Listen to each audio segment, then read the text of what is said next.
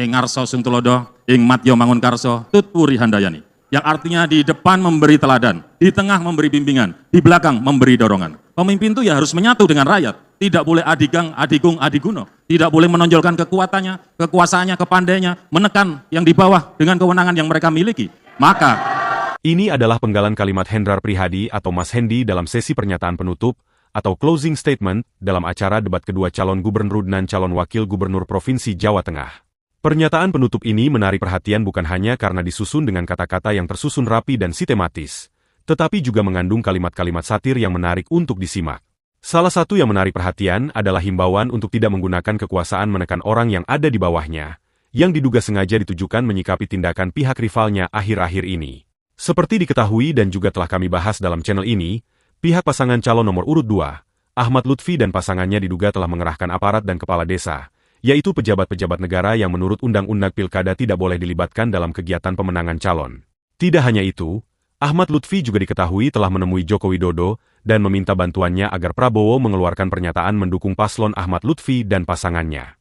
Cara-cara penggunaan pihak-pihak berkuasa untuk mempengaruhi pemilih ini adalah tindakan yang jelas-jelas bertentangan dengan aturan negara. Jika orang-orang pelanggar aturan ini berkuasa, kepada siapa rakyat berharap untuk menegakkan keadilan? Mereka tidak mungkin menegakkan keadilan jika mereka sendiri pelopor pelanggar aturan. Lebih-lebih sebagai seorang yang menjabat sebagai kepala negara. Presiden Indonesia adalah kepala negara untuk 250 juta lebih rakyat Indonesia. Adalah sangat tidak etis mendukung salah satu kelompok tertentu, karena dengan demikian menempatkan diri untuk berseberangan dengan kelompok lain. Presiden seharusnya bisa menempatkan diri pada posisi netral, dan membiarkan demokrasi berjalan sesuai aturan, yaitu rakyatlah yang menjadi penentu. Kalaupun seorang Prabowo ingin menempatkan diri sebagai ketua Partai Gerindra, maka seharusnya sesuai aturan dia harus cuti sebagai presiden baru kemudian mengeluarkan pernyataan mendukung calon yang diusung partainya. Selesai. Baik, kalau begitu saya akan berikan kesempatan terlebih dahulu untuk memberikan closing statement atau kalimat penutup bagi pasangan calon nomor urut 1. Waktunya 4 menit dimulai dari Anda berbicara. Silakan. Bapak Ibu sekalian, saya ingin mengucapkan terima kasih bahwa proses debat ini berjalan dengan baik. Alhamdulillah, terutama untuk pasangan 02, Mas Lutfi dan Gus Yassin, yang sudah memberikan banyak hal-hal terkait dengan informasi program ke depannya. Kalau kemudian atas ridha Allah, Pak Andika dan Hendi bisa menjadi pucuk pimpinan di Provinsi Jawa Tengah.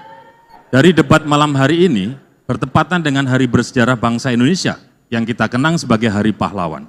Tepat 79 tahun yang lalu, tanggal 10 November 1945, Indonesia menghadapi salah satu pertempuran yang terbesar dan terberat dalam sejarah Revolusi Nasional Indonesia, yang menjadi simbol nasional perlawanan Indonesia terhadap kolonialisme atau penjajahan.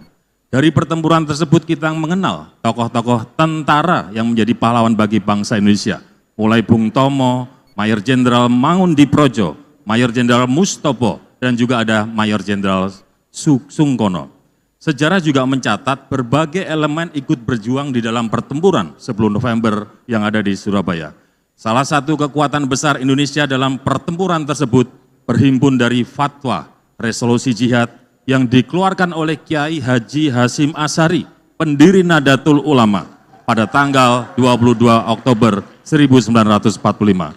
Dan alhamdulillah, bisa hadir secara langsung cucu beliau, yaitu Gus Umar Wahid, yang hari ini menjadi ketua tim pemenangan dari pasangan Andika Hendi. Bapak Ibu sekalian, Bung Karno pernah mengatakan, perjuanganku lebih mudah karena melawan penjajah, tapi perjuanganmu akan menjadi lebih sulit karena melawan bangsamu sendiri. Untuk itu, dengan tantangan bangsa yang semakin besar ke depan, kami ingin mengajak Bapak Ibu sekalian merapatkan barisan. Mari kita kemudian membuat Jawa Tengah bisa menjadi lebih hebat dan lebih perkasa. Bapak Ibu sekalian, sebelum acara malam ini, motivator kami, Mas Bambang Pacul, berpesan kepada kami untuk selalu menjaga semangat kepemimpinan Jawa. Apa itu? Ing ngarsa sing tulodo, ing matya mangun karso, tutpuri handayani.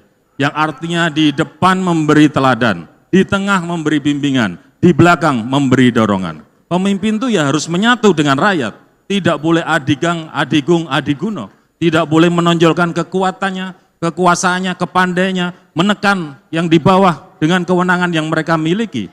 Maka Bapak Ibu sekalian, mari kita belajar bagaimana kemudian debat ini adalah sarana untuk mendengar kita, bukan ngotot berargumen tentang program terbaik.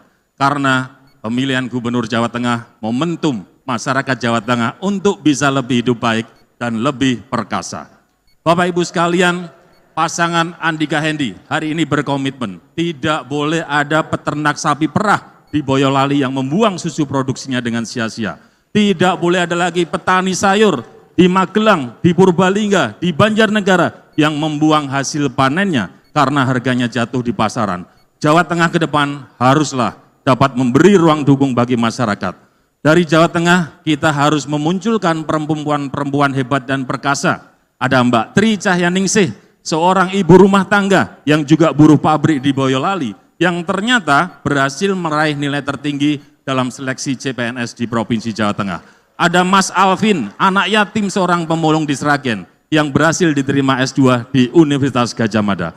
Untuk itu kami ingin menekankan, Pilgub kali ini bukan hanya persoalan Andika Hendi, tapi kita ingin semuanya perkasa, baik petaninya, nelayannya, buruh pabriknya, pekerja swastanya, perempuan, pemuda, rekan-rekan disabilitas, anak-anak bangsa yang mendapatkan haknya. Semua perkasa, semua berdaya, semua sejahtera.